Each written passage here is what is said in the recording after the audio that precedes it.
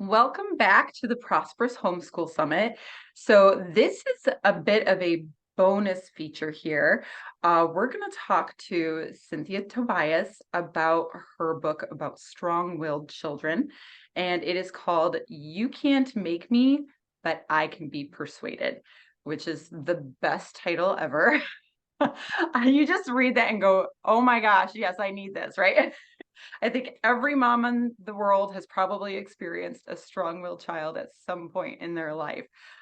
So Cynthia, we got to know you a little bit earlier, but I really want to dive into this book. So my first question that kind of pops into my head is knowing that you have that police officer background and you've probably experienced strong will on a totally different uh, set of grounds or terms than we experience as moms.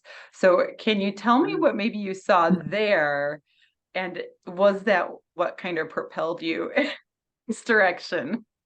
No, actually, it was good that I was strong-willed, of course, to be a police officer. But I am a strong-willed person. I have one. My mother prayed it would be so. I think that I would have one just like me, so I would know what it's like. Um, because we're thinking, well, strong will is difficult and obnoxious and rude and in your face, but that's not strong will. Strong will gone sideways, that's what it is. But strong will in and of itself is a very positive trait. If you think about strong will in the best terms, we're not easily daunted, we're not easily discouraged, we don't necessarily take no for an answer. Our convictions are not easily shaken. When you think about it, you want your children to have a really good dose of good, strong will going in the right direction. Now, when it does go sideways, things tend to get out of hand. And of course, in law enforcement, you see it in the extremes, but every parent with a strong-willed child or a strong-willed spouse sees it every single day. And it doesn't have to go sideways. There are some tried and true ways of communicating and of responding that I've kind of over the years talked to thousands of strong-willed kids of all ages.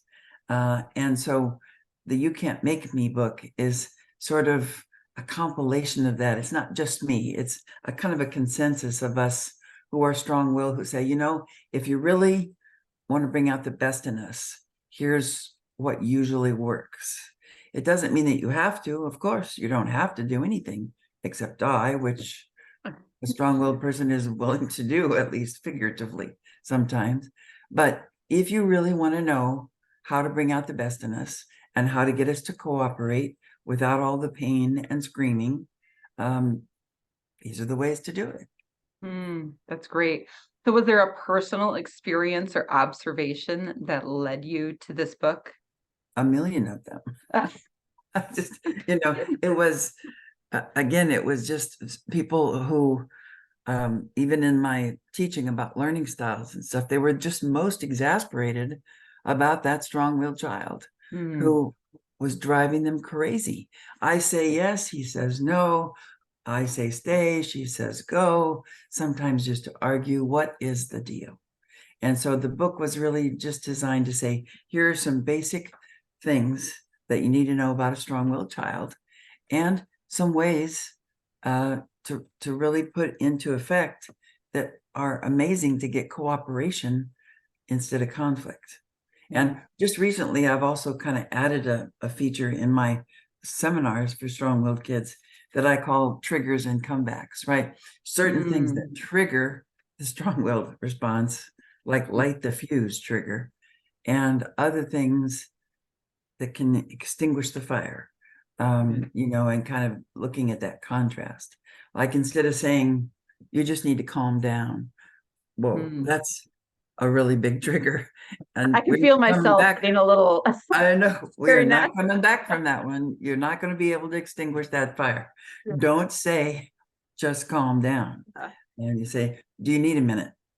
Or I just need a couple minutes before I talk to you about that, because this is getting where I need just going to take a couple minutes break, so that you can calm things down. Or, one of the big things is asking questions instead of giving orders.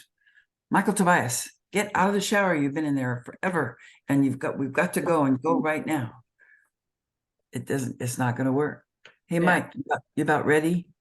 No, need a couple more minutes. Yeah. Yeah. Okay.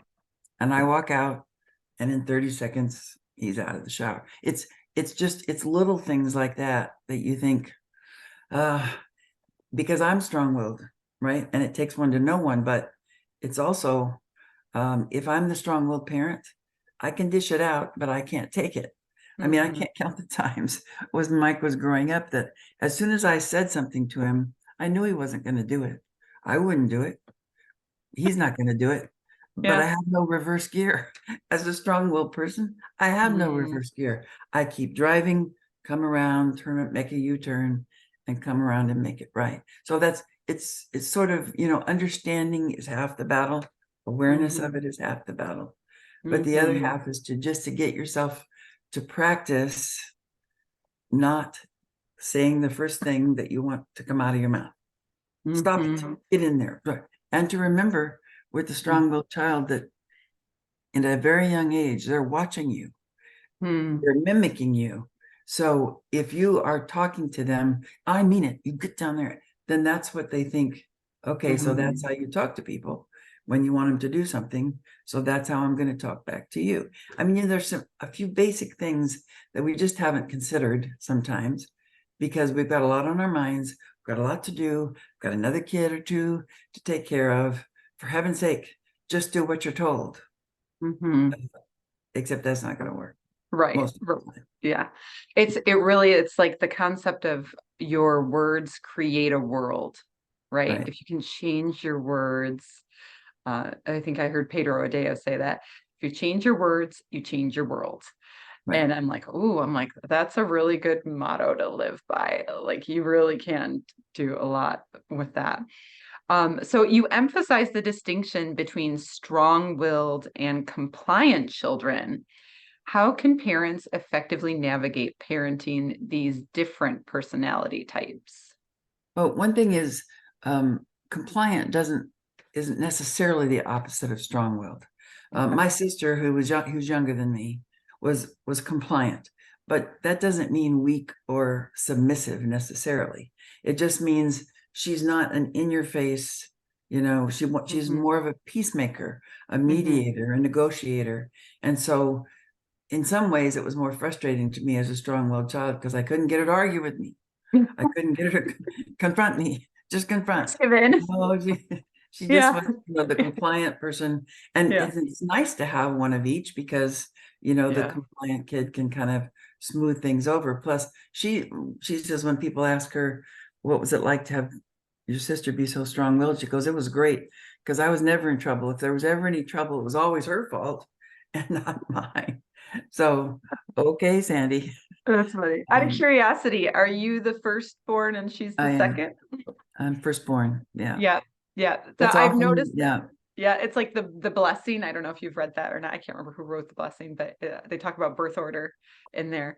And there's certain personality traits that come with those, kind of birth order.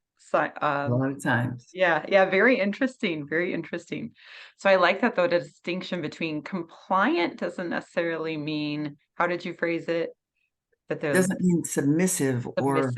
and for one thing, when I was doing my book on the strong-willed woman, which is called The Woman of Strength, it's the only book that I know of, Christian book, that doesn't try to talk you out of it. But when we talk about compliant versus strong-willed, compliant from the Latin and the Spanish means cumplir, which means to complete. So really the compliant is the other hand. It's like right hand, left hand. You need both. And my sister would say to me, she said, as I was writing that book too, she said, well, you're the trailblazer and I'm the trail walker. She said, if the whole world was trailblazers, we'd have a bunch of empty trails. And if the whole world was trail walkers, we'd never have any new areas.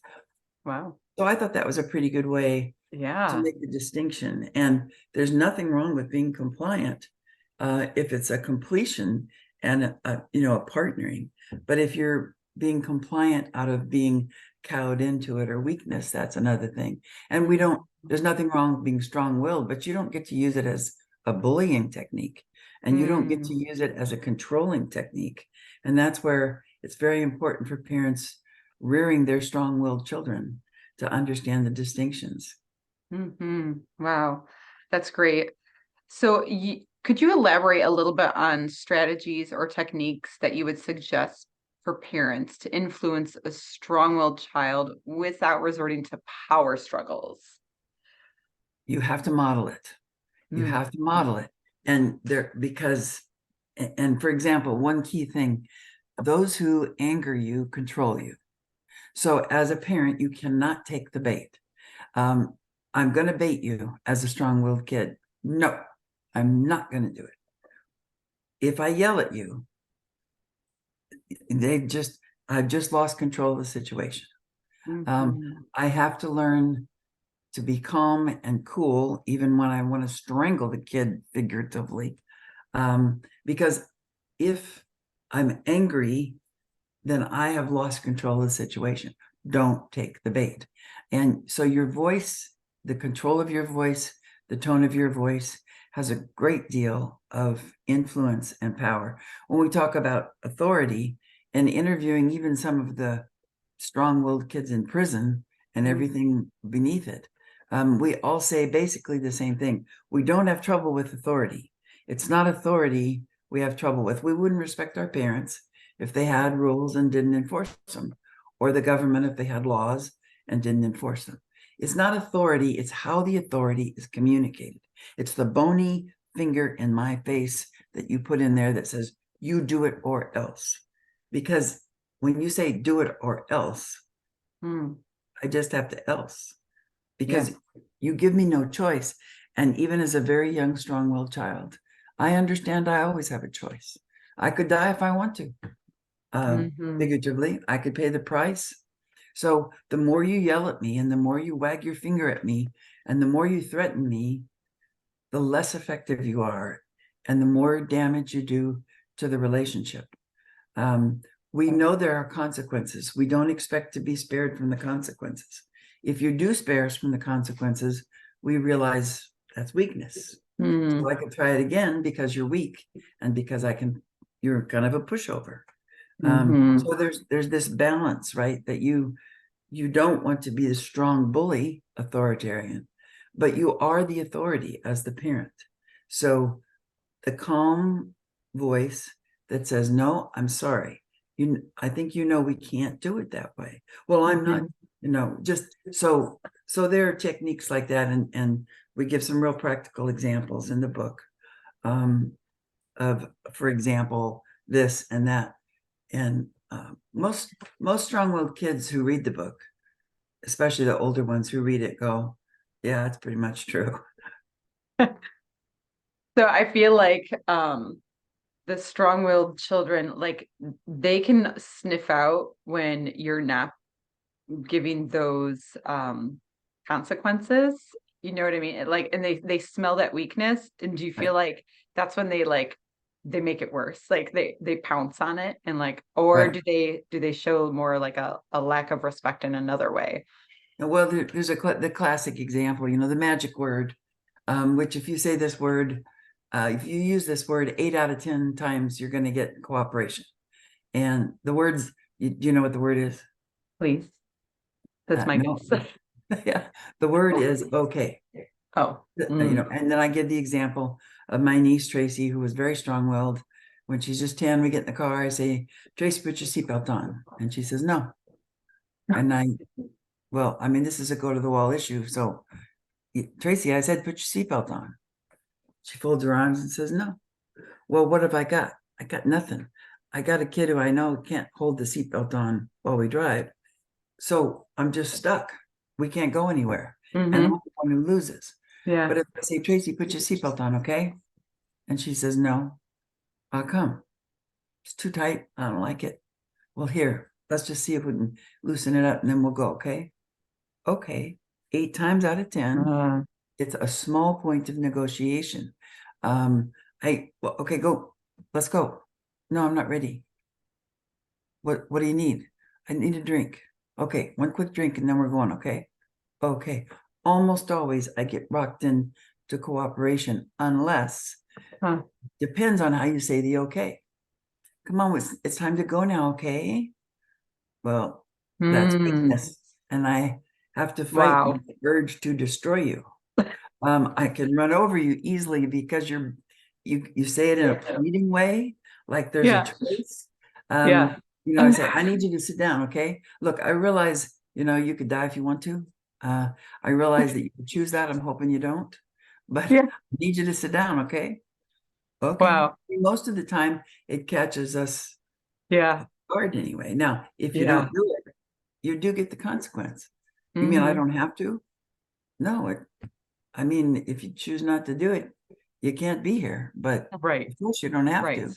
Yes. Oh, okay. Well then. Yes. So, I mean, it's how it is communicated, it's how it's done, and it takes practice. Yes. You mentioned going to the wall over the seatbelt, which is because that's a safety issue, right? Right. So then, and this is where I've definitely struggled. It's like, okay, there's a lot of things that aren't things you have to go to the wall over. Right. Choose But your battles. yes, choosing your battles, right? Mhm. But then with the strong-willed child, sometimes it's like, what are those? Because sometimes I've felt like I just need you to understand that I am the authority in Well, this situation. one of So the like, things where's that line? Well, I talk about in my seminars that you choose the go to the wall issues. And for instance, physical safety is definitely a go to the Mhm. wall issue. I'm not going to allow you to walk out into traffic without holding my hand or ride without a seatbelt. Anything that endangers you, I'm going to go to the wall for. There's no negotiation. Um, Moral and spiritual values. I'm not going to let you lie or cheat or hurt somebody. I'm going to go to the wall for that. So if I'm going to get those issues and enforce them, then I've got to back off on some of the less important ones. Exactly what you say and how you say it, exactly what you do and how you do it. On some of the lesser things, I'm going to have to let it ride. Um, and I give a couple classic examples of, mothers of preschoolers who say, she always wants to dress herself. She always chooses the wrong clothes. We have this huge argument. We're going to school late. And it's, what do I do? And so my two suggestions in that case are just put clothes in the drawers that match, or they have a commercially marketed lanyard now that you can put around their neck before they go to preschool. And it just says, I dress myself today. Or you can put that out before you go out to the store. People will understand. She Well, chose her own clothes. She dressed herself. Well, okay, yeah, here's your time. yeah. Um, They feel so confident. that's You're right. like, As a strong-willed kid, I don't have control over that much when I'm younger. So whatever I do have control of, I really choose to take control over that. So if you're mhm, going to fight me for it, I'm going to the death. yeah. And I will exhaust you. As a 3 or 4 year old, I will exhaust you if you're going to fight with me over every single thing Yeah. about a nap, about my clothes, about things. If you're fighting me on everything, then I'll fight you on everything. And the Mm, things that you really need me to not fight you on right. they're gonna be all blended in. So Yeah. it's a practice. Yeah, for So we sure. give you some ideas in the book, a lot of really practical suggestions. And a lot of times you've married a strong-willed spouse, or you are the strong-willed spouse. And Mm-hmm. as you're reading the book, you're going, yep, I could have written this book. And Yeah. it's helpful. Yes. I would definitely say I probably have at least one strong-willed child, and I was more compliant in our home. Um I think I saw the value as a last born, Mhm. seeing what everybody else had to go through. Right. And so I actually had to learn the opposite. I had to learn how to step up and say no to my children even. And it was a rough road figuring that out. Now, And did you marry a strong-willed child? you know, my husband is also a last born, so it's very Okay. interesting our dynamics. And um, but I was in a very disciplined environment growing up in the world of ballet, Um, which has taught me many, many things about perseverance and character development. There's so many fabulous attributes to that. yes. Um, But yeah, I was like, oh, I must have some strong will in me though, because of Everybody that. does. Yeah, like that's like I see what happens when you are consistent and you work hard at something, the diligence. And so I'm probably a little bit more on that side than he is. And he's But it just probably helps you because you can stay calmer, since you're going to stay consistent and you're going to stay firm, but you don't necessarily have to yell or get irritated or stomp off. And as a firstborn and as a strong-willed child, a lot of times that was my go-to. I yeah. just, so as a parent, I had to really reel myself in to not respond and not take the bait. Hmm. Um, well, I'm not going to do it. You can't make me. Hmm. When you want to just move in and you go, really, is that what you really believe, Mike? Right, right. Well, Yeah. maybe not. I mean, and asking a lot of questions instead of the right kind of questions goes a long way. Instead of saying, you better just calm down and you're not going to do it. And well, that's just not going to happen. You go, Hmm. well, do you think that's the best way? You feel pretty good about what happened there? Mm. Yeah. Well, maybe not, Yeah. Questions. There's so much power in a question, isn't there? Yeah, depending it's on the quite question there amazing. is. And we give you some good ideas for that. Yeah, that's wonderful. So, what are some misconceptions that parents have about strong-willed children? Well, I think one of the first misconceptions is that they're going to be nothing but trouble. Mm. Um, that's not true. It's true that when you're a strong-willed child, a lot of times people aren't that happy to see you walk into a room because they're anticipating, oh boy, here we go, going to argue Hmm. about everything. Well, I won't argue about everything as long as you've chosen your battles with me and you're not going to make everything, if you want to make everything a big fat hairy deal, then everything will be a big fat hairy deal. Yeah. I'm up for that as a strong-willed kid because you argue with me about everything, then what's the point? I'll Hmm. argue with you all day long. So, choosing those battles and realizing one of the things with working with strong-willed kids, we really value relationship.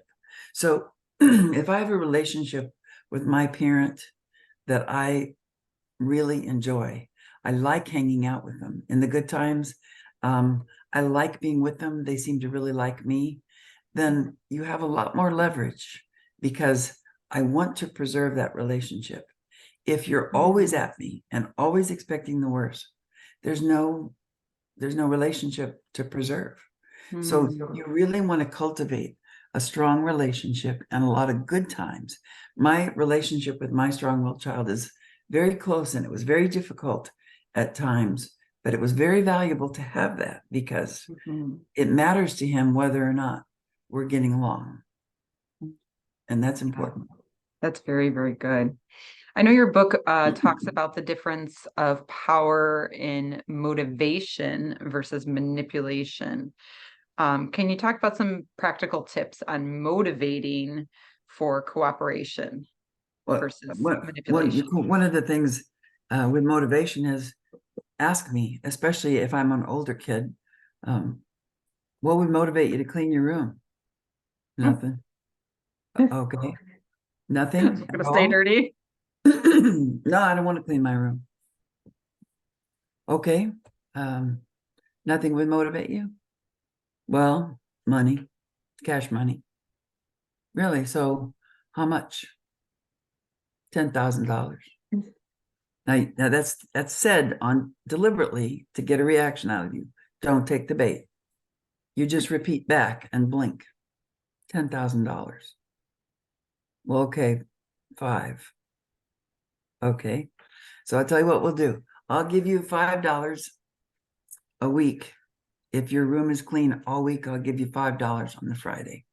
But if it's not, no $5. I'm gonna test you. I'm gonna try you.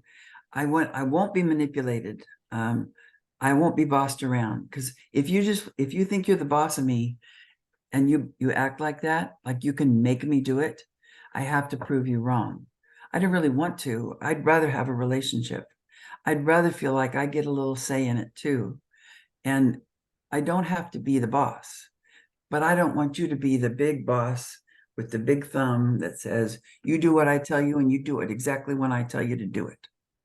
Mm-hmm. I need a little control over myself, and I get to make some decisions knowing that there'll be a consequence if I make the wrong one. Wow, that's awesome. So what would be the balance between allowing a child independence and setting the necessary boundaries? I know you hint on that a little bit in your book, probably more than a hint, um, for this strong-willed child. So those are kind of big things that we all have to understand for any child, but I think it's probably a little different when it comes to those strong-willed children. Well, every kid, I think, especially every strong-willed kid, um, I want to have reasons. I want reasons. Um, I don't have to agree with the reasons. I just want you to have some rather than say, because I told you to. Well, I don't understand why I have to have a 10 o'clock curfew. Okay. Um, Mm. because how am I going to know you're safe? The streets are here and I need to know you're safe. Is there some way you're going to guarantee me that if you're not home, if you're home after 10 o'clock, that you're absolutely safe? Well, yeah, I'll have my friend's mom call you and tell you that we're home or she's gonna. So again, we're negotiating a little, but you have a reason that you're demanding this. I don't have to Mhm. agree with the reason, but I just need to know that you have one. And so again, it's how you say it. It's I will argue with you, and the Mhm. only way to really end the argument is not to start it or is to, sometimes you just say, all right, wait, can I just ask you a question? What? Are you trying to argue with me just so I'll argue with you? Maybe. I mean, Mhm. so ask the question. In part of the triggers and comebacks, instead Mhm. of you can say things like, you say something ridiculous and I say, seriously? Seriously? Are you Yeah. kidding? Yeah. Well, maybe I am kidding. I mean, again, don't react, don't respond Right. Right. with something right away when what if I just said it off the top of my head and then you jump down my throat and then we're going down this punishment path where we're really arguing. Just sometimes if you just look at me and repeat back what I just said and then just pause or blink if you have to, I realize what I said. I'm hearing you Mhm. say it, and then you're not saying anything else. Right. Yeah. So, okay, well, maybe, I mean, see what I mean? Give me, excuse me, give me a little breathing room. Give me a little credit for Mhm. sometimes everybody flies off the handle. Everybody does. Sure. You do Sure. too. Oh yeah. So give me a little breathing room. I Yeah. with Mike, he would say something and I would say, Mike, are you trying to get in trouble? He'd say, no, is that what's happening? Yeah, we're really close.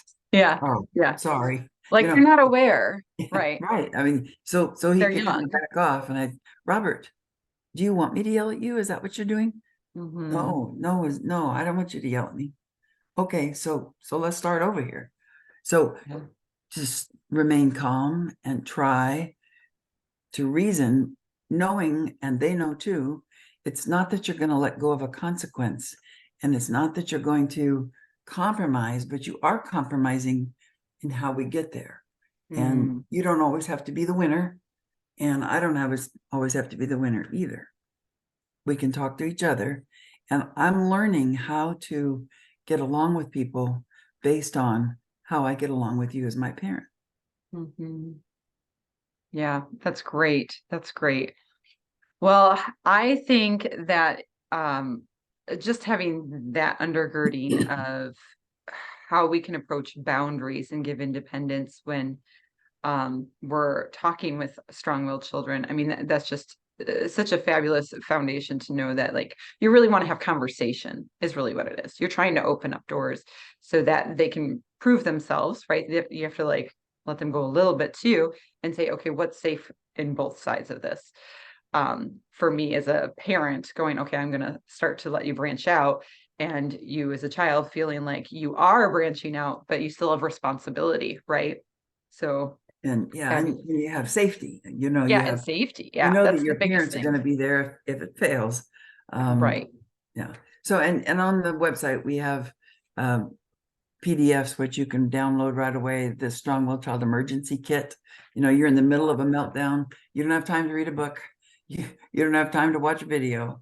You are in the middle of the meltdown. So it's just a really quick 3-step, you know, how to get out of that meltdown. And I believe we also have the 10 ways to bring out the best in your strong-willed child. There are several different ways. There's a couple of YouTube videos I've got. If you go to Cynthia Tobias on YouTube and put "Who's the Boss," you'll get a 90-second, 2 or 3 90-second videos that can just help to kind of take a deep breath, watch it, calm down, and go, okay, I can do this. Yes. Sometimes Perfect. you just need a break. Yes. So, well, any last tips for homeschooling parents who have that strong-willed child? Maybe download those worksheets. God has trusted you with a strong-willed child. It's no small thing to be entrusted with someone who can change the world one way or the other. This is a good thing. It's a hard thing at times, but if you love that strong-willed child and you teach them to love God, who is as strong-willed as it gets, you will be amazed at the difference it will make, not only in your family, but the difference it'll make in the world, because you reared a strong-willed child in the nurture and admonition and love of God. It's a blessing. Beautifully said. All right. Well, that's all for today. Thank you all so much for coming and joining. I am Andrea Wood with Christian Arts Academy, and I put together the Prosperous Homeschool Summit with a coworker of mine and these beautiful experts. Thank you so much, Cynthia, for joining us and talking with us. Again, you can find her at cynthiatobias.com and pull up those worksheets because I know I'm going to go do that probably right now. Have a blessed day, everyone.